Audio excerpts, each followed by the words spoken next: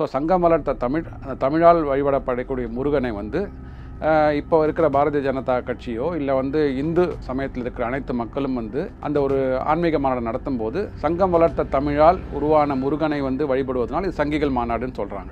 அதில் வந்து எனக்கு மாற்று கருத்து இல்லை. ஏன்னா இவங்களால தமிழ் வளர்க்கல. இங்கே சங்கம் வளர்த்த தமிழ் வந்து எவ்வளோ நமக்கு திண்டாடின்னு இருக்குன்னு நமக்கு பார்க்குறோம். நம்ம எவ்வளோ ஸ்பெல்லிங் மிஸ்டேக்ஸு, அது அரசு பள்ளி மாணவர்கள்ட்டெல்லாம் வந்து தமிழை வந்து சரளமாக கூட பேச முடியல அவர்களால். சனாதன தர்மம் என்பது இந்து மக்களால் கடைபிடிக்கப்படுகிறது. அப்போ சனாதன ஒழிப்பு என்ன? நீங்கள் இந்து மக்களை ஒழித்து கட்டுறதுக்காக தானே மாநாடு கண்டக்ட் பண்ணுறீங்க. அப்போ யார் போலரைஸ் பண்ணுறாங்க? சார் அந்த மதத்தில் உங்களுக்கு நம்பிக்கை இருக்குது, இல்லை வேறு விஷயம் சார். ஆனால் இங்கே இருக்கிற 8 கோடி மக்கள் அதில் 85% வந்து இந்துக்களாக இருக்கிறார்கள். கண்டிப்பாக அங்கே சனாதன தர்மத்தை வழிபடுகின்ற, ஃபாலோ பண்ணுகின்ற இந்துக்கள் உங்களுக்கு ஓட்டு போட்டிருப்பாங்கல்ல. அவங்க ஓட்டு போடாமல் நீங்கள் மேலே வந்துருக்க முடியாதா? இவ்வளோ காலம் நீங்கள் ஆட்சி பண்ணியிருக்க முடியாது இல்லையா?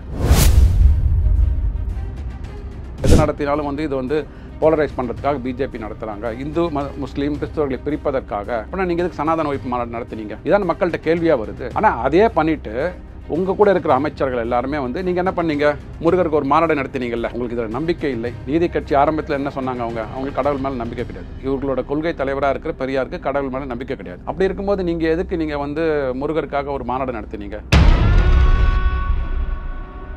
மற்றவர்கள் மனதை புண்படுத்துகிற மாதிரி நீங்கள் அழிக்கலாம் சார். பொது வழியில் அழிச்சிங்க அப்படின்னா என்ன அர்த்தம்னா, மக்களுக்கு இந்த மாதிரி செய்தி தானே.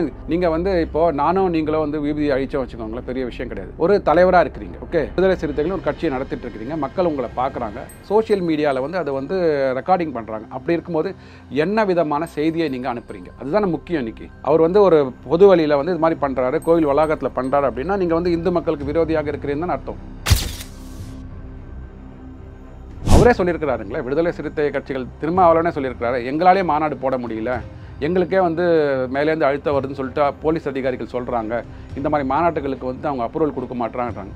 அப்போ என்ன பயம்? அதாவது உங்கள் கூட இருக்கிற கூட்டணி கட்சிகள்லே வளர்ந்து விடக்கூடாது, அதிகமான சீட்டு கேட்கக்கூடாதுன்றதுக்காகவே அவங்களுக்கு தட்டி வச்சுருக்கிறீங்க. அவங்க நடத்துகிற மாநாட்டுக்கு வந்து இடம் கொடுக்க மாட்டீங்க, அனுமதி கொடுக்க மாட்டீங்க. அப்போ நீங்கள் எப்படி எதிர் சித்தாந்தத்தில் உள்ள உங்களுக்கு எதிர்கட்சியாக இருக்கிறேன்னு வச்சுக்கோங்களேன். எதிர்கட்சின்ற வார்த்தை ரொம்ப தடித்த வார்த்தையாக இருக்கும். எதிர்கட்சியாக கூட்டணியில் இருக்கிறவங்களுக்கு எப்படி நீங்கள் மாநாடு நடத்த அலோவ் பண்ணுவீங்க? நீங்கள்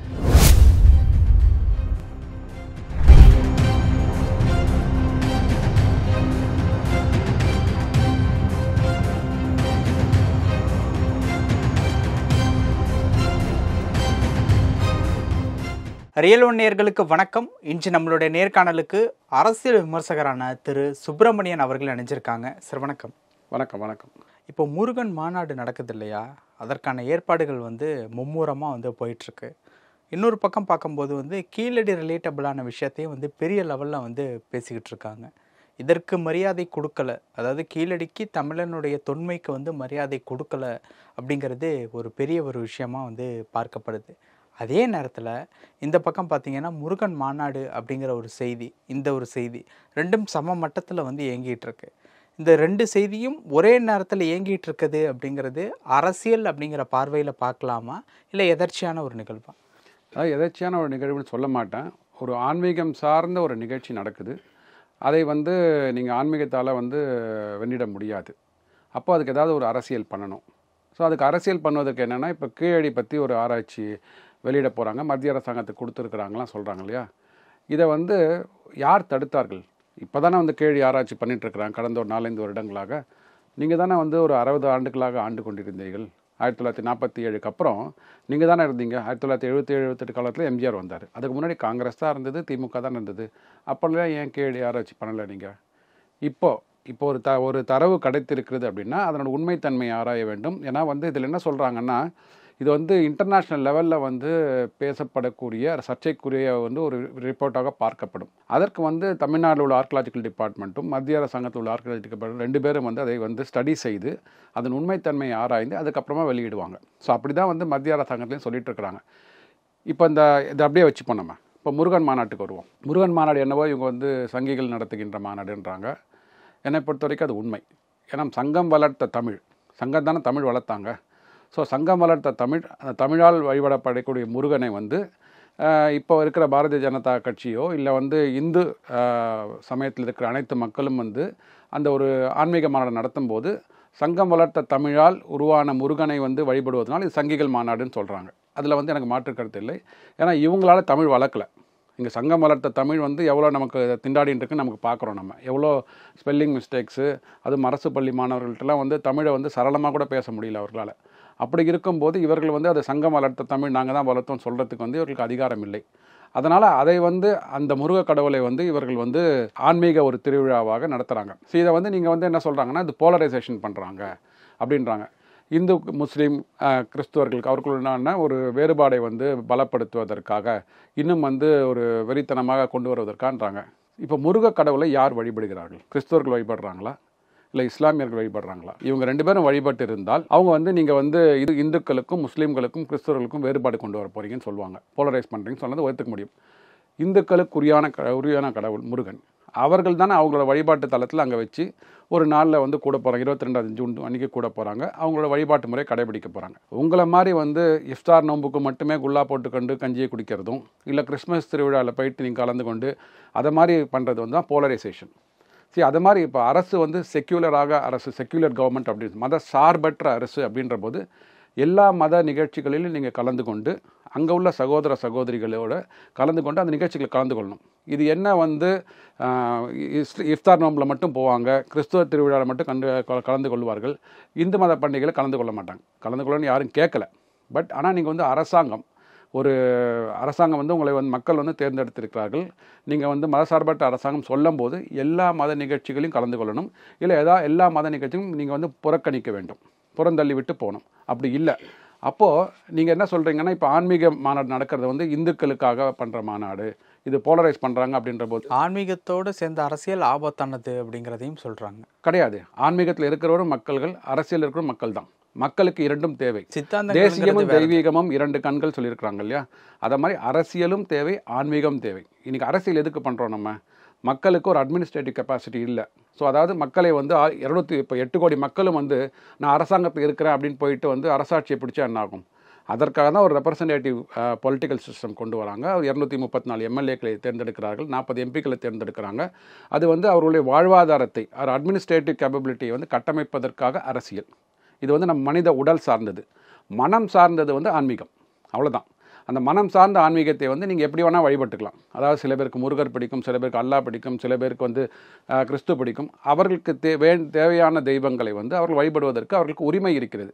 அந்த உரிமை வந்து தவறு, நீ வழிபடுகின்ற முருகன் வந்து இல்லை காட்டு மிராண்டி அப்படின்னு சொல்கிறது வந்து உங்களுக்கு உரிமையே கிடையாது. உங்களுக்கு right to practice religion is my fundamental right. அதை கிரிட்டிசைஸ் யாருமே பண்ணக்கூடாது. ஆனால் இந்த அரசாங்கம் என்ன பண்ணுறாங்க அப்படின்னா, வாக்கு வங்கிக்காக இந்து மக்கள் இருக்கின்ற அந்த சனாதனத்தை வந்து ஒழிக்க வேண்டும், சனாதன ஒழிப்பு மாநாடு நடத்துகிறாங்க. சனாதன ஒழிப்பு மாநாட்டில் யார் வந்து இது பண்ணுவாங்க, இம்பேக்ட் ஆகிறது? இந்து மக்களா, கிறிஸ்துவ மக்களா, இஸ்லாம் மக்களா? சனாதன தர்மம் என்பது இந்து மக்களால் கடைபிடிக்கப்படுகிறது. அப்போ சனாதன ஒழிப்பு என்ன? நீங்கள் இந்து மக்களை ஒழித்து கட்டுறதுக்காக தானே மாநாடு கண்டக்ட் பண்ணுறீங்க. அப்போ யார் போலரைஸ் பண்ணுறாங்க? சார், அந்த மதத்தில் உங்களுக்கு நம்பிக்கை இருக்குது, இல்லை வேறு விஷயம் சார். ஆனால் இங்கே இருக்கிற 8 கோடி மக்கள் அதில் 85% வந்து இந்துக்களாக இருக்கிறார்கள். கண்டிப்பாக அங்கே சனாதன தர்மத்தை வழிபடுகின்ற, ஃபாலோ பண்ணுகின்ற இந்துக்கள் உங்களுக்கு ஓட்டு போட்டிருப்பாங்கல்ல. அவங்க ஓட்டு போடாமல் நீங்கள் மேலே வந்திருக்க முடியாதா? இவ்வளோ காலம் நீங்கள் ஆட்சி பண்ணியிருக்க முடியாது இல்லையா? அப்போ ஏன் வாக்கு வங்கிக்காக மட்டுமே? ஏன்னா வந்து குறைஞ்சபட்சம் பார்த்தீங்கன்னா இந்த ஏடிஎம்கே கூட்டணிக்கும் டிஎம்கே கூட்டணிக்கும் 2021 ஒரு 3.5% தான் வாக்கு வித்தியாசம். ஸோ இங்கே இருக்கிற பார்த்தீங்கன்னா இந்து அல்லாத கிறிஸ்து முஸ்லீம் அவங்களாம் வாக்கு பார்த்தீங்கன்னா கிட்டத்தட்ட ஒரு 15% இருக்குது. ஸோ அப்போ அந்த 15% வாக்கு வங்கியை கவருவதற்காகவே நீங்கள் வந்து இந்த அரசியல் பண்ணி கொண்டிருக்கிறீர்கள். இதை வந்து எது நடத்தினாலும் வந்து இது வந்து போலரைஸ் பண்ணுறதுக்காக பிஜேபி நடத்துகிறாங்க, இந்து முஸ்லீம் கிறிஸ்தவர்களை பிரிப்பதற்காக. அப்படின்னா நீங்கள் எதுக்கு சனாதன ஒழிப்பு மாநாடு நடத்துனீங்க? இதான் மக்கள்கிட்ட கேள்வியாக வருது. ஆனால் அதே பண்ணிவிட்டு உங்கள் கூட இருக்கிற அமைச்சர்கள் எல்லாருமே வந்து நீங்கள் என்ன பண்ணீங்க? முருகருக்கு ஒரு மாநாடு நடத்தினீங்கல்ல. உங்களுக்கு இதில் நம்பிக்கை இல்லை.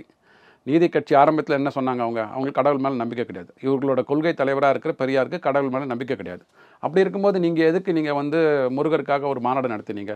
நீங்கள் நடத்தினால் அது ஆன்மீக மாநாடா, மற்றவர்கள் நடத்தினால் அரசியல் மாநாடா? இதுதான் மக்கள்கிட்ட கேட்குறாங்க. நான் என்ன சொல்கிறேன், 2 பேருமே ஆன்மீக மாநாடு நடத்துகிறாங்கன்னு சொல்லணும். இதில் அரசியல் கலப்பு இருக்கக்கூடாது. அதுதான் என்னோடய பார்வை. ஓகே, அரசியல் கலப்பு இருக்கக்கூடாது அப்படிங்கிற மாதிரி வந்து சொல்கிறீங்கல்ல. பட் சமீபத்தில் வந்து திருமாவளவன் அவர்கள்லாம் வந்து மனித சங்கிலி போராட்டம் இதெல்லாம் நடத்தினாங்க. இந்த முருகன் மாநாடை எதிர்த்து தான் திருமாவளவன் அவர்கள், அமீர் அவர்கள், இயக்குனர் அமீர் அவர்கள், இவங்க எல்லாருமே வந்து பண்ணாங்க. அப்போ எதிர்ப்பு அப்படிங்கிறது இயல்பான ஒரு விஷயந்தான். பட் அந்த எதிர்ப்பு அப்படிங்கிறது இந்த முருகன் மாநாடை ஒட்டி அதனுடைய சித்தாந்தத்தையே குறிவைக்கிற அளவுக்கு இருக்கும்போது அதை எப்படி பார்க்குறது? சரி, நீங்கள் முருகனை எதிர்க்கிறீர்களா? முருகன் என்ற ஒரு வடிவத்தை இறைவன் என்று வழிபடுகின்ற அந்த சித்தாந்தத்தை வந்து நீங்கள் வந்து எதிர்க்கிறீர்களா? ஸோ முருகன் என்பது ஒரு வடிவம்.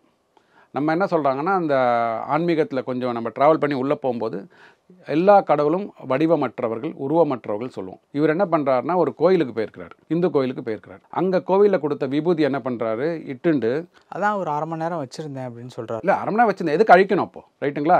அப்போது அந்த ஒரு அதுக்கப்புறம் சிறந்ததும் அவருடைய விருப்பம், அழிப்பதும் அவருடைய விருப்பம் தான். அதாவது மற்றவர்கள் மனதை புண்படுத்துகிற மாதிரி நீங்கள் அழிக்கலாம் சார். பொது வழியில் அழிச்சிங்க அப்படின்னா என்ன அர்த்தம்னா, மக்களுக்கு இந்த மாதிரி செய்தி தானே. நீங்கள் வந்து இப்போது நானும் நீங்களும் வந்து விபூதி அழிச்சோம் வச்சுக்கோங்களேன், பெரிய விஷயம் கிடையாது. ஒரு தலைவராக இருக்கிறீங்க, ஓகே, விடுதலை சிறுத்தைகளும் ஒரு கட்சியை நடத்திட்டு இருக்கிறீங்க, மக்கள் உங்களை பார்க்குறாங்க, சோஷியல் மீடியாவில் வந்து அதை வந்து ரெக்கார்டிங் பண்ணுறாங்க. அப்படி இருக்கும்போது என்ன விதமான செய்தியை நீங்கள் அனுப்புகிறீங்க, அதுதானே முக்கியம் இன்றைக்கி. இப்போது அவர் வந்து ஒரு பொது வழியில் வந்து இது மாதிரி பண்ணுறாரு, கோவில் வளாகத்தில் பண்ணுறாரு அப்படின்னா நீங்கள் வந்து இந்து மக்களுக்கு விரோதியாக இருக்கிறீங்கன்னு அர்த்தம். ஆனால் அவரே வந்து இன்னொரு இடத்துக்கு போகிறாரு, அங்கே வந்து குல்லா போட்டு அந்த நோன்பில் கலந்துக்கிறாரு, அந்த குல்லா வந்து கலட்டலையே, அது மாதிரி எனக்கு வந்து செய்திகள் வரலையே. ஸோ நீங்கள் மக்கள் தலைவராக இருக்கும்போது, நீங்கள் ஆட்சியில் இருக்கீங்களோ இல்லையோ அது வேறு விஷயம், ஆனால் மக்கள் தலைவராக ஒரு ரெப்ரசன்டேட்டிவ் பாடியாக இருக்கும்போது, பர்சனாக இருக்கும்போது இந்த மாதிரி செய்கைகள் வந்து தவறான செய்திகளை மக்களுக்கு எடுத்துக்கொண்டு செல்லும். அதுவும் குறிப்பாக இப்போ ஏங்க அது மாதிரி பண்ணணும்? ஸோ இவர் என்ன சொல்கிறாருன்னா, நான் உங்களுக்கு எதிரானவன், இந்த சித்தாந்தத்துக்கு நான் எதிரானவன், இந்த சித்தாந்தத்துக்கும் எனக்கும் வந்து இதுவே கனெக்ஷனாக இல்லை அப்படின்றார். ஆனால் நான் சித்தாந்தத்தை ஃபாலோ பண்ணுகின்ற மக்களோட ஓட்டு மட்டும் எனக்கு வேணுன்றாங்க. இது எந்த விதத்தில் நியாயம்? ஸோ அந்த மக்களுக்காக நீங்கள் என்ன செய்தியை சொல்கிறீங்க?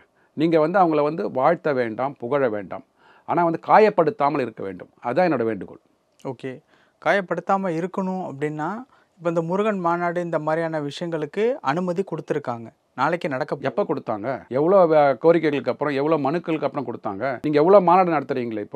இப்போ வந்து முதல்வர் வந்து போயிட்டே இருக்கிறாரு, ஒவ்வொரு ரோட் ஷோ போகிறாரு. அதுக்கெலாம் அனுமதி எப்படி வாங்கினீங்க? அனுமதி உங்களுக்கு கேட்காமலே கிடச்சிது இல்லையா? அனுமதி யார் கொடுத்தாங்கன்னே தெரியாது, யார் அப்ளை பண்ணாங்கன்னே தெரியாது. இப்போ அங்கே கூடுகின்ற மாநாட்டில் அங்கே வந்து கிட்டத்தட்ட 1000கணக்கான மக்கள் கூடுறாங்க. அவங்களோட சேஃப்டிக்கும் செக்யூரிட்டிக்கு யார் பாதுகாப்பு கொடுப்பாங்க? எப்படி கொடுத்தாங்கன்னு கோர்ட்டில் கேட்டாங்களா? அதுக்கு மனுக்கள் கொடுத்தாங்களா? எப்படி ஆச்சு அதெல்லாம்? இந்த மாதிரி மாநாடு நடத்தும்போது மட்டும், குறிப்பாக இந்து சமயத்தை சார்ந்த மக்கள் மாநாடு நடத்தும்போது மட்டும்தான் வந்து மேலேருந்து வந்து ப்ரெஷர் வருது. அவரே சொல்லியிருக்கிறாருங்களே, விடுதலை சிறுத்தை கட்சிகள் திருமாவளவனே சொல்லியிருக்கிறாரு, எங்களாலே மாநாடு போட முடியல, எங்களுக்கே வந்து மேலேருந்து அழுத்தம் வருதுன்னு சொல்லிட்டு போலீஸ் அதிகாரிகள் சொல்கிறாங்க, இந்த மாதிரி மாநாட்டுகளுக்கு வந்து அவங்க அப்ரூவல் கொடுக்க மாட்டாங்கன்றாங்க. அப்போ என்ன பயம்? அதாவது உங்கள் கூட இருக்கிற கூட்டணி கட்சிகள்லேயே வளர்ந்து விடக்கூடாது, அதிகமான சீட்டு கேட்கக்கூடாதுன்றதுக்காகவே அவங்களை தட்டி வச்சுருக்கிறீங்க. அவங்க நடத்துகிற மாநாட்டுக்கு வந்து இடம் கொடுக்க மாட்டீங்க, அனுமதி கொடுக்க மாட்டீங்க.